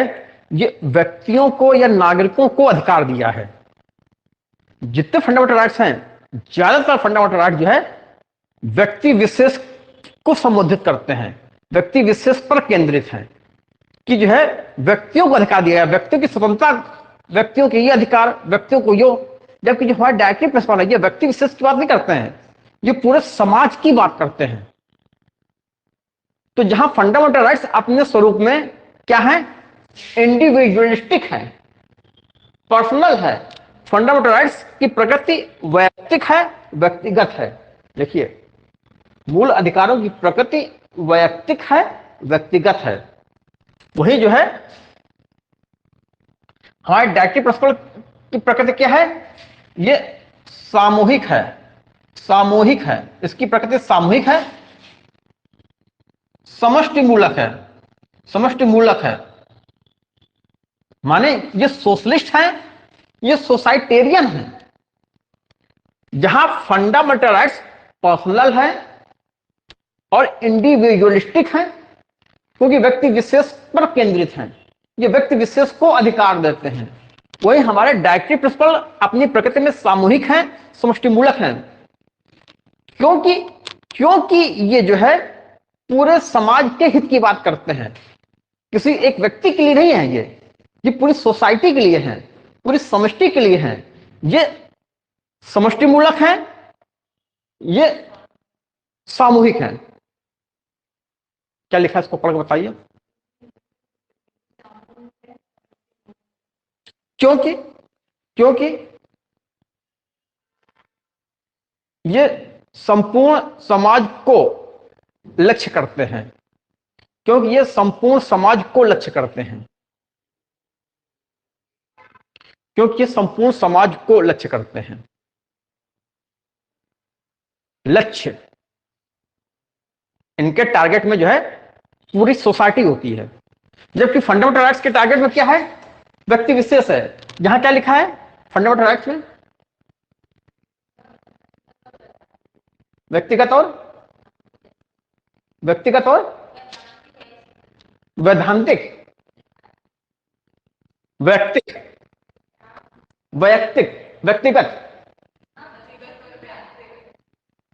व्यक्तिगत और वैयक्तिक है। वैयक्तिक क्योंकि ये व्यक्ति विशेष को लक्ष्य करते हैं, क्योंकि ये व्यक्ति विशेष को अधिकार देते हैं, क्योंकि ये व्यक्ति विशेष को अधिकार देते हैं।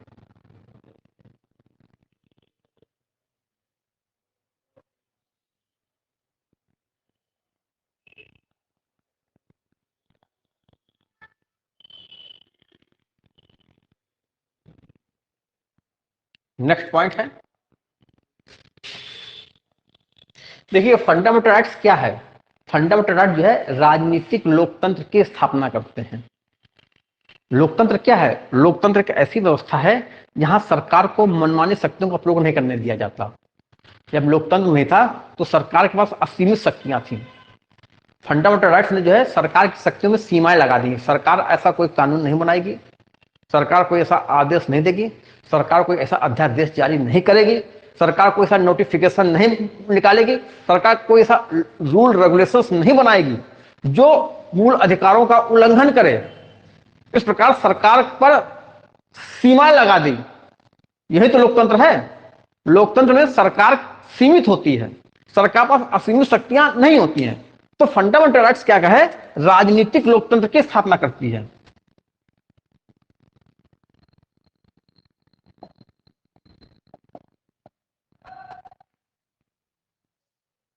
फंडामेंटल राइट्स राजनीतिक लोकतंत्र की स्थापना करते हैं।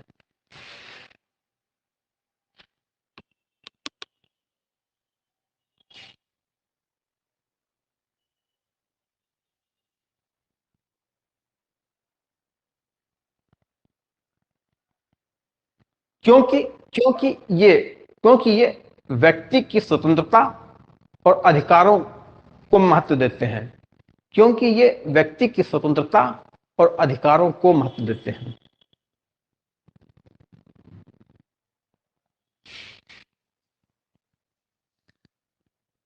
तो यहां पर क्या है, यहां पर जो है सामाजिक और आर्थिक लोकतंत्र की स्थापना होती है। यहां पर राजनीतिक लोकतंत्र की स्थापना हो रही है, यहां पर सामाजिक और आर्थिक लोकतंत्र की स्थापना हो रही है। नीति निषेध सामाजिक और आर्थिक लोकतंत्र की स्थापना करते हैं।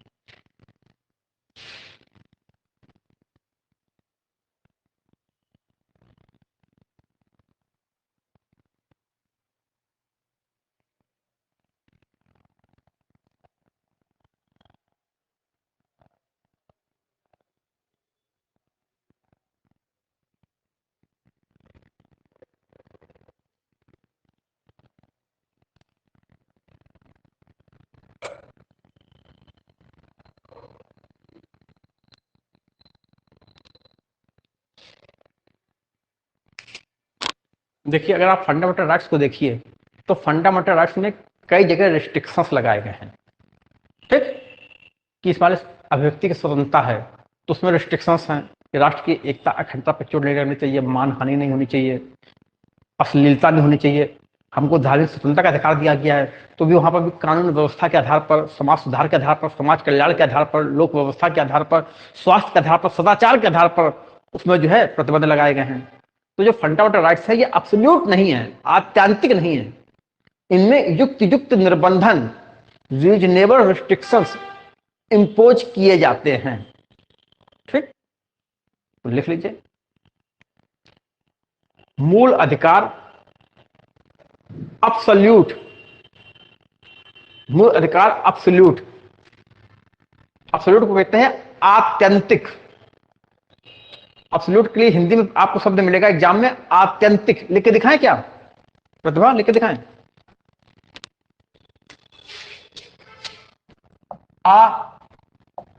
आत्यंतिक अंग्रेजी में कहते हैं अब्सोल्यूट। मूल अधिकार आत्यंतिक नहीं है, मूल अधिकार आत्यंतिक नहीं है।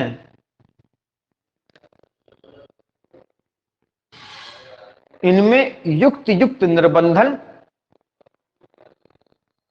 लगाए जा सकते हैं।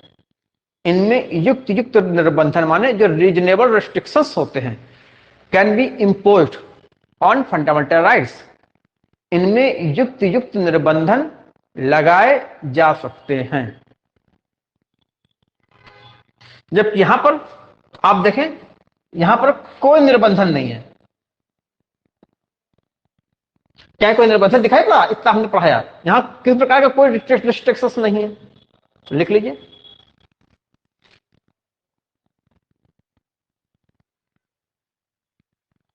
नीति निर्देशक पर कोई निर्बंधन नहीं है।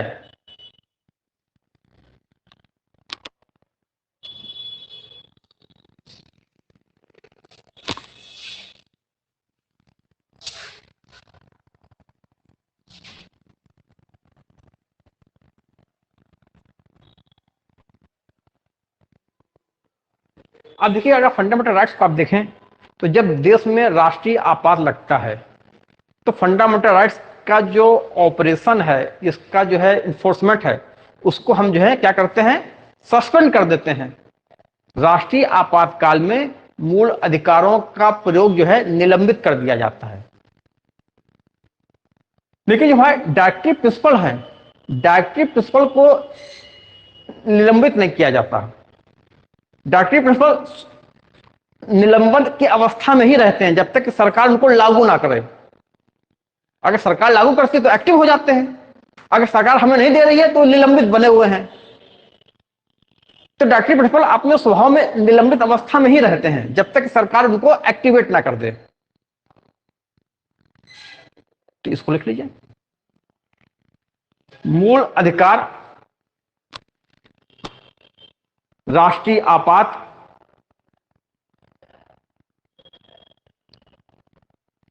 या मार्शल लॉ की दशा में, मूल अधिकार राष्ट्रीय आपात या मार्शल लॉ की दशा में निलंबित किए जा सकते हैं।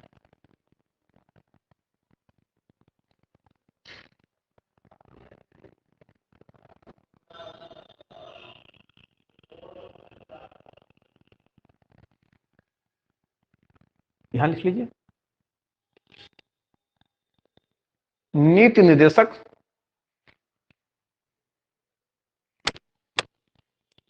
निरंतर निरंतर निलंबन की ही दशा में रहते हैं।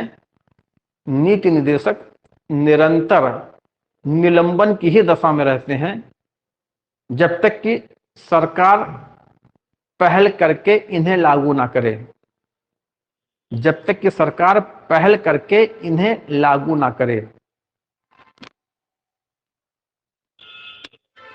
देखिए उदाहरण के लिए समान नागरिक संहिता है, यूनिफॉर्म सिविल कोड, ठीक है, सरकार लागू नहीं करेगी तो निलंबित बना हुआ है। सरकार अगर उसको लागू कर देगी एक्टिवेट हो जाएगा।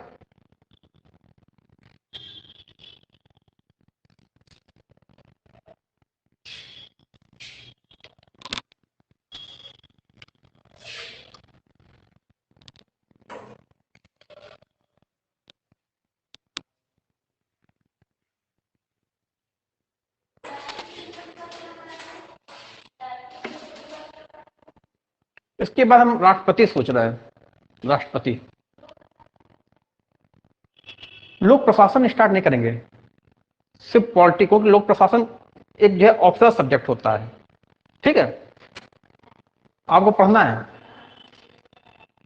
उसमें पॉलिटिकल साइंस का एक पार्ट है लोक प्रशासन, तो लोक प्रशासन की अलग से क्लास नहीं होगी कोई है। नहीं नहीं, नेट का जिस वो पोर्शन देखेंगे हम जो पॉलिटिक्स से रिलेट करता है। नहीं, पॉलिटिकल साइंस में पॉलिटी भी है, पॉलिटिकल साइंस में जो है आपका पब्लिक एड का भी पोर्शन है, और इसके अलावा भी चीजें हैं। पब्लिक एड तो पॉलिटिकल साइंस का ही पार्ट है छोटा सा ना। जो पॉलिटिकल साइंस है, जो आपका मान लीजिए जो पॉलिटिकल साइंस है, ये अगर ये पॉलिटिकल साइंस है तो इसमें जो है पॉलिटी, इसमें पॉलिटी का पोर्शन होगा, इसमें जो है पब्लिक एडमिनिस्ट्रेशन का एक पोर्शन होगा, इसके अलावा इसमें बहुत सारी चीजें होंगी। पॉलिटिकल साइंस एक व्यापक चीज है, उसका एक पोर्शन जो है पॉलिटी, वो हम आपको देख रहे हैं। नहीं,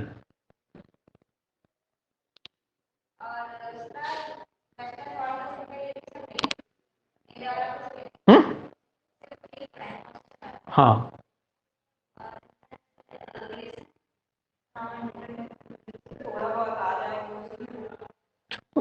नहीं वो इंटरनेशनल रिलेशन एक मैं नहीं पढ़ाऊंगा, आपको पढ़ना है तो आपके लिए कोई दूसरा टीचर का अरेंज कर दिया जाएगा। नहीं, वो समझ नहीं पाएंगे क्योंकि बड़ी मेहनत पड़ जाएगी, क्योंकि या तो फिर पूरा जो है पॉलिटिकल एडमिनिस्ट्रेशन, पब्लिक एडमिनिस्ट्रेशन की पूरी भीड़ हो यहाँ पर, तो उसके लिए मेहनत की जाए हैं। जो उनको पता है, तभी इनको हम समझा देंगे, बता देंगे कि पॉलिटिकल साइंस का एक पोर्शन सिर्फ जो है पॉलिटी, वो हम देखेंगे। वैसे पब्लिक एडमिनिस्ट्रेशन को अगर आपको पढ़ना है तो उसके लिए वो दूसरा टीचर का अरेंज करें जो पब्लिक एडमिनिस्ट्रेशन को स्पेशली पढ़ाना चाहे आपको। है टीचर हैं पबट के, पबट हमने भी पढ़ी है, लेकिन अब आपके लिए जो हम स्पेशल उसको पढ़ के उसका जो सब करें। पबट हमने पढ़ी है, उसके जो थिंकर्स हैं जो है साइमन है, जो है टेलर है, नाम सुने थे? अभी कुछ नहीं, कुछ नहीं। अच्छा, कहाँ पढ़ रही हैं आप? कहाँ से कर रही हैं? अच्छा, तो वहाँ पर पॉलिटिकल साइंस है?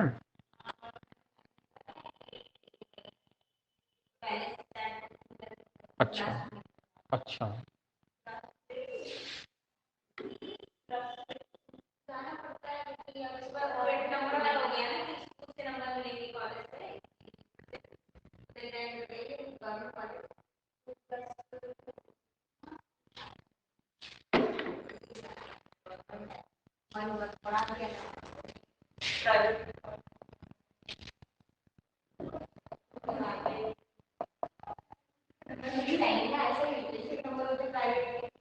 देखिए, जो मूल अधिकार होते हैं, सुन लीजिए, ये स्वतः लागू है।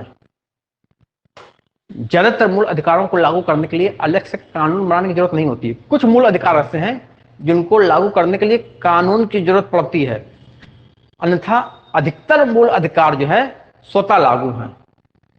अगर संविधान में मूल अधिकार लिखे हैं तो वो हमको मिल जाते हैं, लेकिन जो हमारे डायरेक्टिव प्रिंसिपल हैं जो संविधान में लिखे हुए हैं, जो स्वतः लागू नहीं होते, इनको लागू करने के लिए सरकार को कानून बना के हमें देना पड़ता है। जैसे हम लोग मांग रहे हैं, बहुत से लोग मांग रहे हैं कि समान नागरिक संहिता लागू की जाए। सरकार जब कानून बनाएगी समान नागरिक संहिता का संसद में, उसके बाद समान नागरिक संहिता हमको मिलेगी। जैसे अनुच्छेद 40 कहता है ग्राम पंचायतों का गठन, तो 1973 में जब नहीं 1973वें संविधान संशोधन के द्वारा 1992 में जब संविधान का संशोधन किया गया, उसके द्वारा पंचायती राज को जो है संवैधानिक दर्जा दिया गया। अब पंचायती राज लागू हो गई। तो जो डायरेक्टिव प्रिंसिपल्स हैं, या जैसे डायरेक्टिव प्रिंसिपल्स कहते हैं कि जो है नशाबंदी लागू की जाए, लेकिन उत्तर प्रदेश में नशाबंदी नहीं है, अन्य राज्यों में नशाबंदी नहीं है, मगर इस नशाबंदी को लागू कर दिया कानून बना के बिहार की नीतीश सरकार ने, नशाबंदी लागू हो गई। डायरेक्टिव प्रिंसिपल कहता है कि गौ वध का निषेध किया जाए, उत्तर प्रदेश ने कानून बना दिया, गौ वध को निषेध कर दिया गया है। वेस्ट बंगाल में ऐसा कोई कानून नहीं है, वहां पर नहीं लागू है। तो डायरेक्टिव प्रिंसिपल को लागू करने के लिए जो है राज्य को कानून बना के हमें देना पड़ता है, तभी लागू होते हैं। अगर कानून बना के नहीं दिए जाएंगे तो हमको मिलेंगे नहीं। जबकि जो फंडामेंटल राइट्स हैं, इसको कानून बनाने की जरूरत नहीं है। फंडामेंटल राइट्स जो हमारे उसमें दिए गए हैं संविधान के भाग 3 में, स्वतः लागू है। लिख लीजिए, फंडामेंटल राइट्स स्वतः लागू हैं।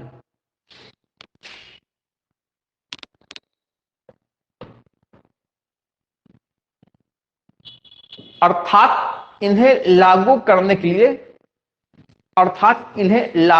लिए अलग से कानून बना अर्थात इन्हें लागू करने के लिए अलग से कानून बनाने की आवश्यकता नहीं पड़ती।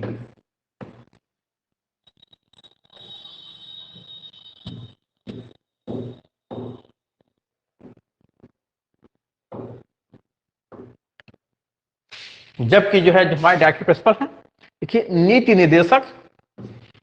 निदेशक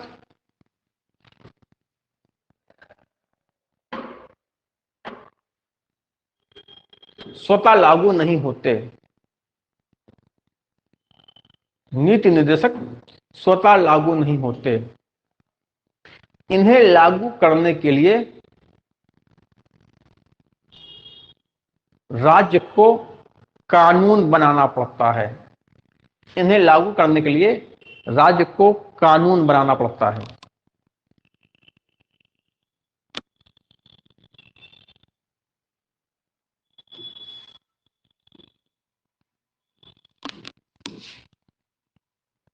ठीक, ये हो गया।